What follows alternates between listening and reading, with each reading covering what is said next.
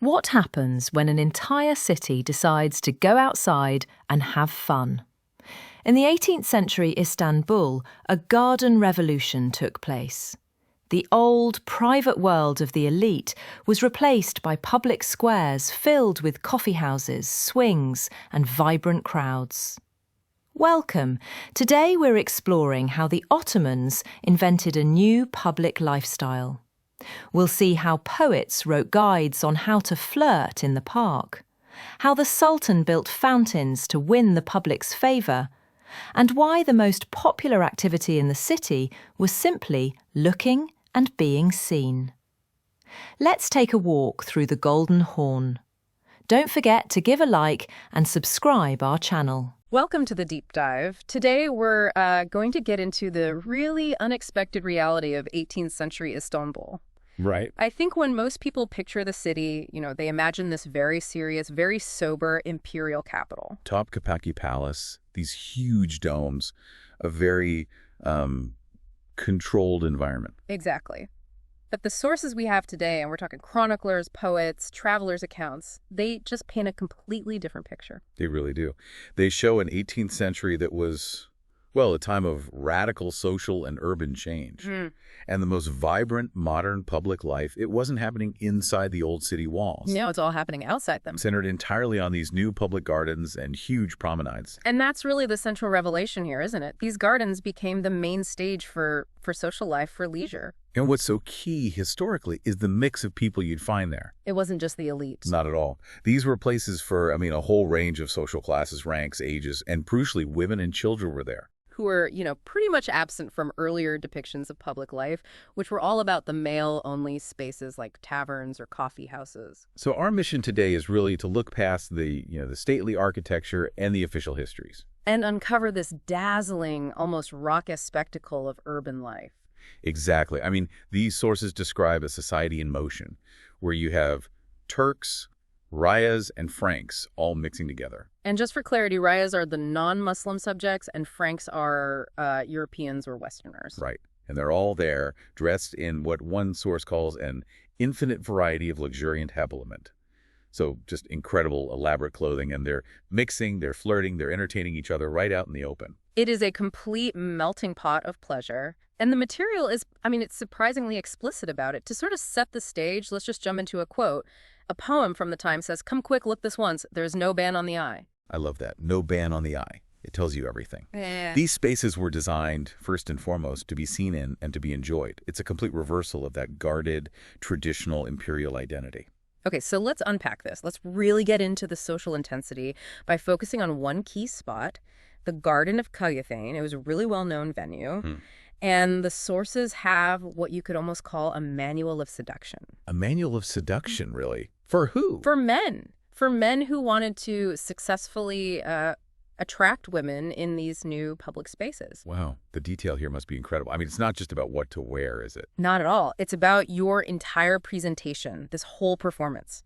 So you were told exactly how to dress, a coral red vest, a gold embroidered robe, a Lahore shawl on your head. Okay, so very specific. Very. But it goes way beyond that. You had to, for instance, reveal a lock of hair from under your fez. You had to tip the fez coyly. And get this, you were told to drink 1 or 2 cups of wine so your eyes might look bloodshot. That is fascinating. So simulated drunkenness was part of the allure. It signals, what? Boldness. A kind of cosmopolitan lifestyle that was breaking the old rules. I think so. And you couldn't just walk. No, you had to walk...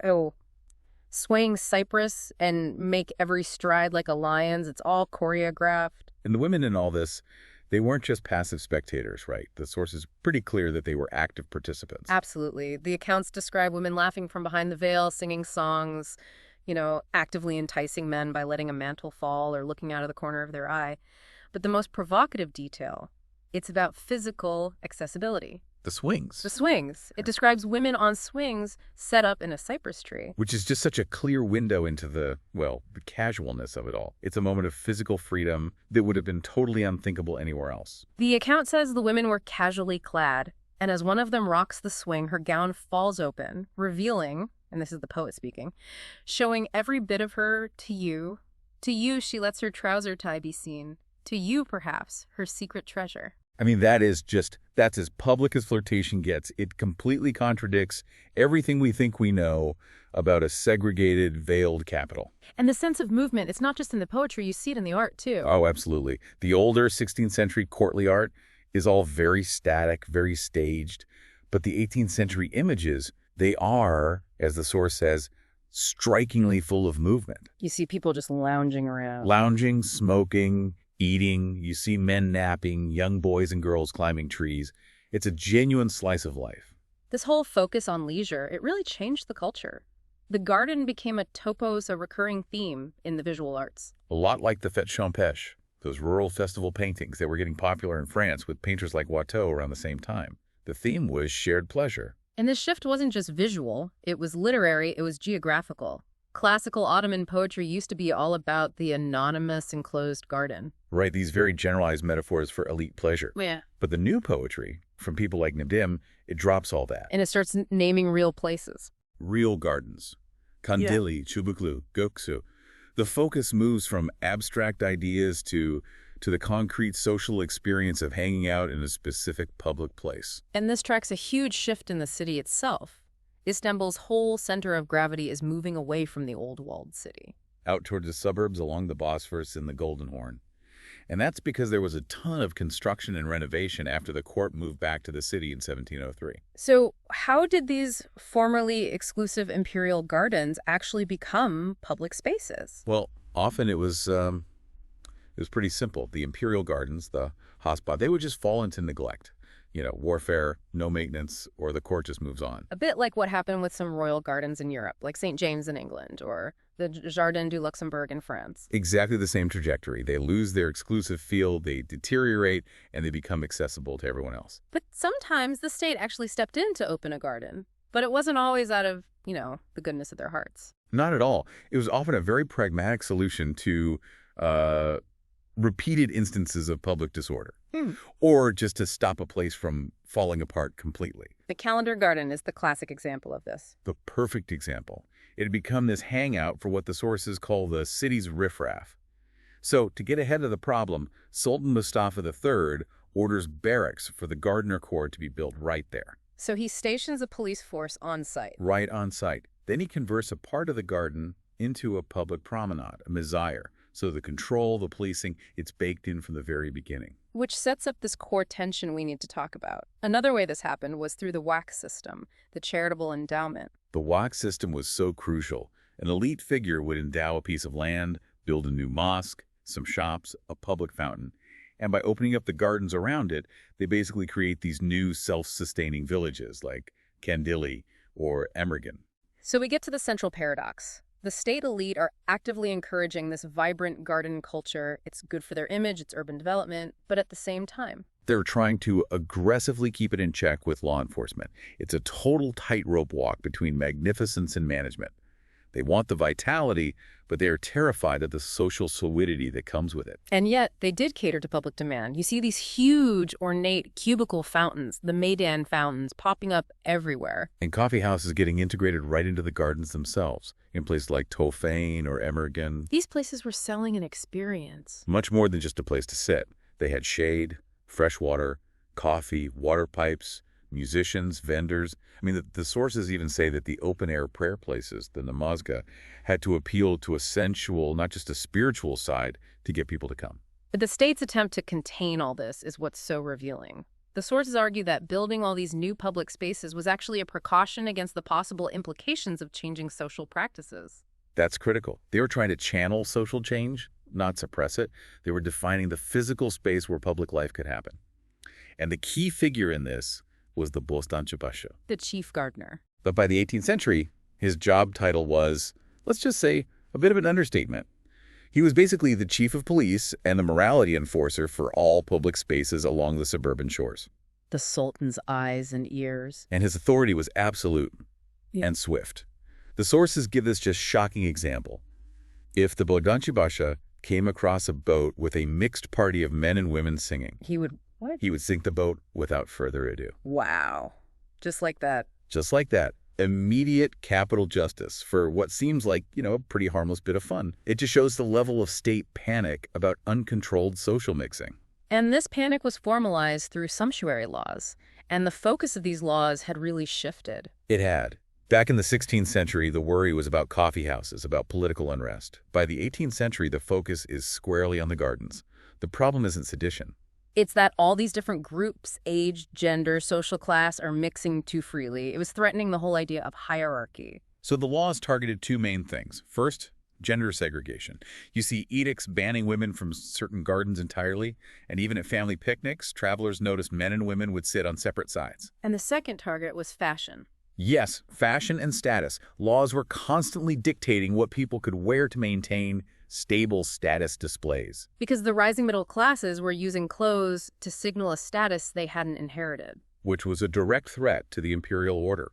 The state needed to be able to read the social map just by looking at people on the street. And the enforcement could be absolutely brutal.